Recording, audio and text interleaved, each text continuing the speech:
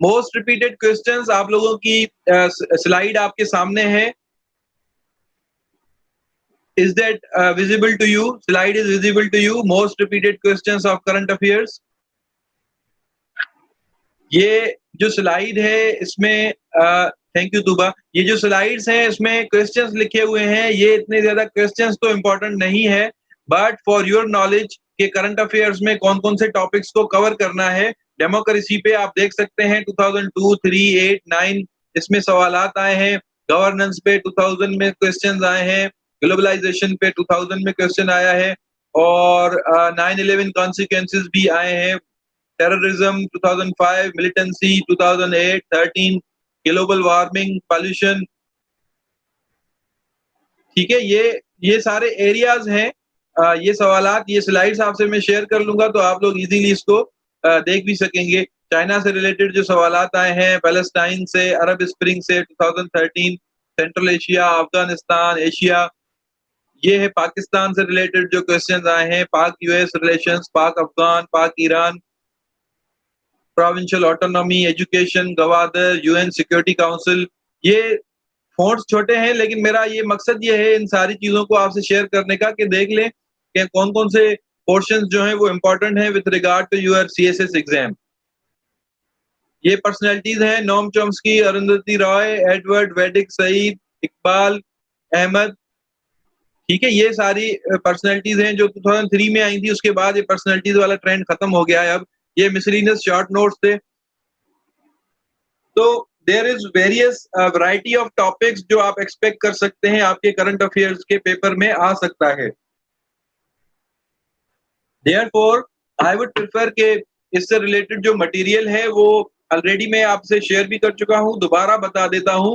Don को रोजाना पढ़ा करें, 1 घंटा आप रोजाना डॉन को दिया करें, एटलीस्ट 1 घंटा, because it is your beginning. आप जब तक 1 घंटा डॉन को रोजाना देंगे तो इंशाल्लाह आपकी इंग्लिश इंप्रूव होगी, आपकी कंपोजिशन इंप्रूव होगी, आपके राइटिंग स्किल्स इंप्रूव होंगे और आपके करंट अफेयर्स इंप्रूव होंगे। डॉन को पढ़ने का तरीका थोड़ा सा सुन लें। कुछ स्टूडेंट्स होते हैं जो शुरू से स्टार्ट लेते हैं, आखिर तक पढ़ने की कोशिश करते हैं, तो वो 1 घंटे में तो नहीं हो सकता। तो डॉन के जो पेज नंबर 1 है उस पे जो टॉप स्टोरी होती है उसको जरूर पढ़ा करें, उसके डिटेल्स भी पढ़ा करें, डिटेल्स पोर्शन। और टॉप स्टोरी के साथ जो लेफ्ट और राइट पे टॉप स्टोरीज 3 मेजर स्टोरीज होती हैं। एक सेंटर में जो बड़ी स्टोरी होती है, एक लेफ्ट हैंड पे, एक राइट हैंड पे। ये 3 स्टोरीज टॉप 3 स्टोरीज होती हैं। इनको पढ़ा करें आप, ठीक है? टॉप 3 स्टोरीज पढ़ा करें और उसके साथ फिर उस पेज पे जो भी हेडलाइंस होती हैं, सिर्फ जो हेडिंग्स होती हैं वो पढ़ा करें। हेडिंग्स पढ़ने का फायदा ये होता है कि आपको हेडिंग्स से बहुत अच्छी वोकेबलरी, वन वर्ड सब्स्टिट्यूशंस और बहुत अच्छे सेंटेंसेस, मीनिंगफुल सेंटेंसेस मिलेंगे जिससे आप आउटलाइंस बना सकते हैं अपने ऐसे की, जिसमें आप हेडिंग्स दे सकते हैं अपने करंट अफेयर्स के पेपर में और बाकी पेपरों में भी आपको वो बहुत हेल्प करेंगे। वर्ड्स, वोकेबलरी जो डॉन के टाइटल्स में होती है, न्यूज के टाइटल्स में। आई होप आप लोग समझ रहे हैं। मैं इंशाल्लाह कोशिश करूंगा अपनी अगली क्लास में डॉन का जो मेन पेज है उसकी फोटोग्राफ और डॉन के जो बाकी सब्सिक्वेंट पेजेस हैं वो भी आप लोगों से स्लाइड्स पे शेयर करूं ताकि आप लोगों को अंदाजा हो जाए कि डॉन में क्या क्या पढ़ना है। फर्स्ट पेज के बाद सेकंड पेज की हेडिंग्स पढ़ा करें सिर्फ, और जो एडिटोरियल का पेज होता है, page number 6 and page number 7, उस एडिटोरियल में से एक डॉन के एडिटर का अपना कॉलम होता है। 3 कॉलम्स होते हैं लाइन में।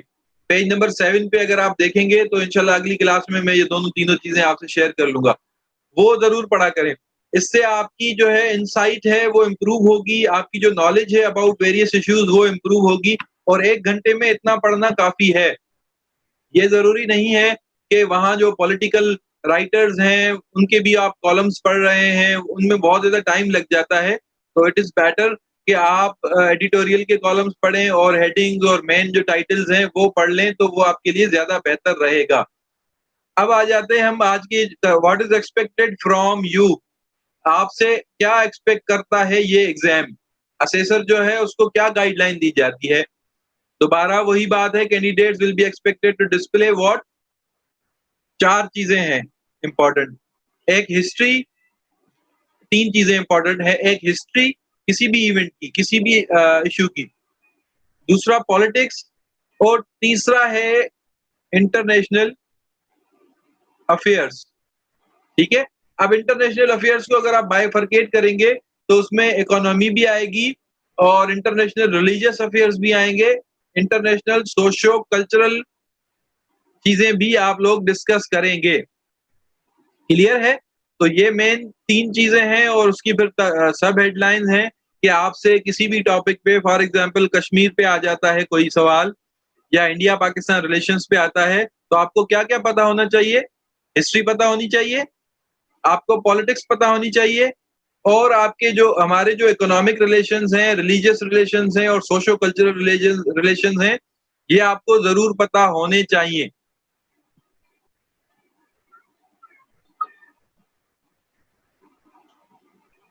अच्छा, सिलेबस का जो एक है डोमेस्टिक अफेयर से रिलेटेड जो इश्यू है, हिस्सा है, आप लोगों ने देखा जब मैंने सिलेबस की स्लाइड थी जो, डोमेस्टिक अफेयर्स हमारे इंशाल्लाह कवर होते रहेंगे, जैसे-जैसे हम एसे राइटिंग की भी क्लासेस लेंगे, करंट अफेयर्स की भी क्लासेस लेंगे।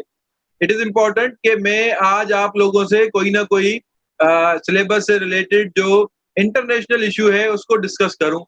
तो in my second in my subsequent lecture, अभी जो आज मेरी क्लास है थोड़ी देर के बाद हम लोग Pakistan and it's relations with India जो है इसको कवर करेंगे, which is part of your syllabus.